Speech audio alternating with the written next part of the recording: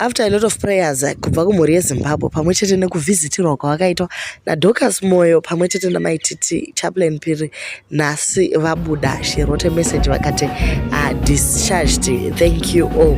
Aiwa vabuda amai, nyika yese yanga yava worried kuti chii chiri kuitika, asi Mwari vapindura. Welcome back to your channel. Please don't forget to like and subscribe guys, nekushare video redu kuti rifambe. Mwari vanoshanda nenzira dzavo.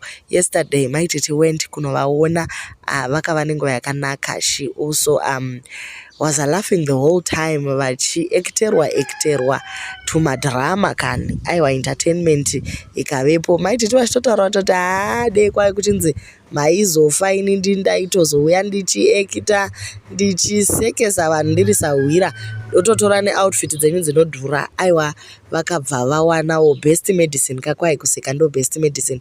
Saka Chaplain Phiri vadzoka guys, Trump echingovanamatira kuti vasadzokere mukati umo. Mwari vavashandise varambe vachiita basa raJehovha. Naiwaya ndinongoti aleluya.